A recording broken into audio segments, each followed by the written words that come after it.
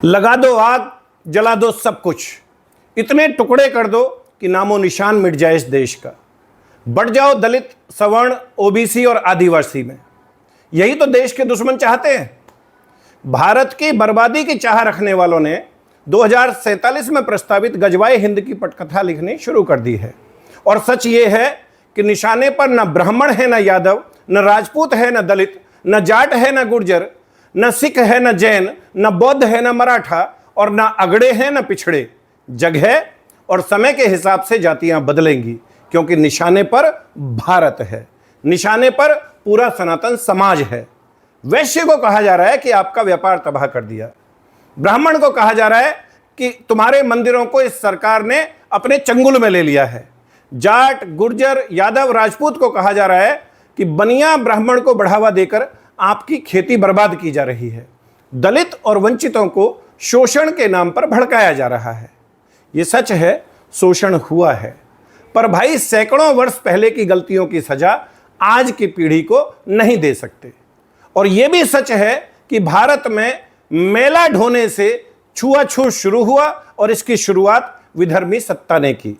उनकी ही औरतें घर की चार दीवारी में कैद रहती थीं, पर दलित पूर्वजों ने मेला ढोना तो स्वीकार किया, अपना धर्म परिवर्तन नहीं किया। विदेशी फंडिंग पर पलने वाले कुछ स्वार्थी नेता सोशल मीडिया के माध्यम से भीम और मीम का नारा लगाकर दलितों को सनातन से काटने की विध्वंसक साजिश रच रहे हैं।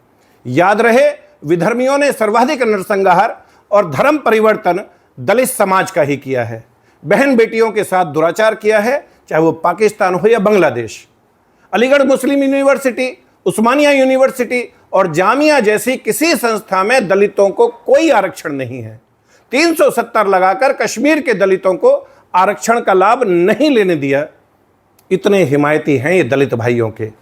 इसीलिए मुंबई यूनिवर्सिटी से इकोनॉमिक्स ग्रेजुएट, अमेरिका की कैलिफोर्निया यूनिवर्सिटी से एमए और PhD, London school of economics से डीएससी, डीलिट, बार एट लॉ, 64 विषयों में मास्टर डिग्री, 16 भाषाओं के ज्ञाता, महान शिक्षाविद और संविधान सभा की मसौदा तैयार करने वाली प्रारूप समिति के अध्यक्ष डॉक्टर भीमराव अंबेडकर ने अपनी पुस्तक पाकिस्तान और भारत का विभाजन में कहा, कोट, इस्लाम एक क्लोज कॉरपोरेशन है। इस्लाम का भाईचारा मानव का सार्वभौम भाईचारा नहीं है। यह केवल मुसलमान के लिए भाईचारा है, अनकोट। ये मैं नहीं कह रहा, बाबा साहब ने कहा है। उन्होंने चेताया कि इस्लाम में दलितों के साथ गुलामों की तरह व्यवहार किया जाएगा। यही कारण है उन्होंने दलितों को इस्लाम से दूर रहने की सलाह दी। अब बाबा साहब से ज्यादा समझदार आज के कुछ स्वार्थी नेता हो गए हों तो बात अलग है। अभी हाल ही में इटावा में कथा वाचन को लेकर मामला भड़का हुआ है। घटना गलत है, दुर्भाग्यपूर्ण है, परंतु यह विशुद्ध रूप से व्यक्तिगत मामला है।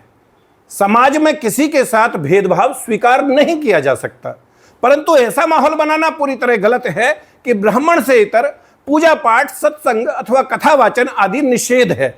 गलतफहमी ना रहे इसलिए स्पष्ट कर दूं, मैं ब्राह्मण नहीं हूं, मैं जातिवादी भी नहीं हूं। मजबूरी में कहना पड़ रहा है कि मैं ठेठ जाट अनिल चौधरी हूं, गर्व के साथ हिंदू हूं, निष्पक्ष हूं। और निष्पक्ष बात यह है कि बाबा रामदेव, संत रामपाल, राम रहीम जैसे सैकड़ों गैर ब्राह्मण साधु सन्यासी, योग शिक्षक और कथावाचक इस देश में हैं और खूब सम्मान पा रहे हैं। दरअसल अखिलेश यादव विशुद्ध राजनीति कर रहा है। मेरे हजारों यादव मित्र हैं, वो साफ कहते हैं कि आज वाले सबसे बड़े कृष्ण भक्त हैं।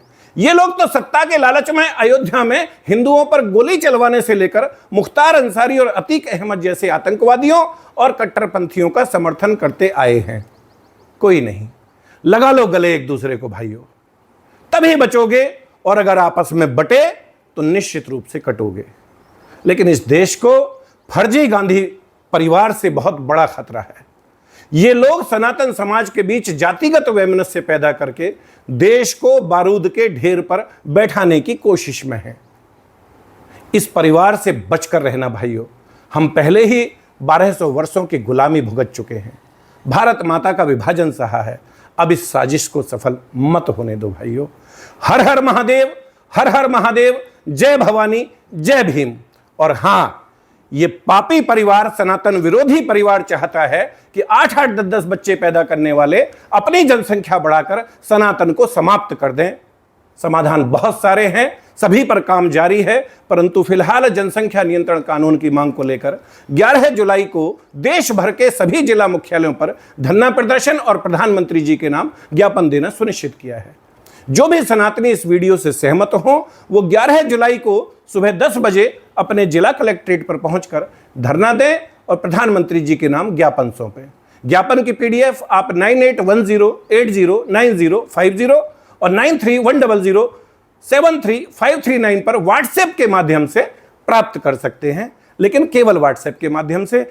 हजारों फोनों का जवाब देना संभव नहीं है और यह विषय किसी राष्ट्रीय हिंदू फ्रंट या जनसंख्या समाधान फाउंडेशन का नहीं, यह सनातन का विषय है। हम सबको एकजुट होना पड़ेगा।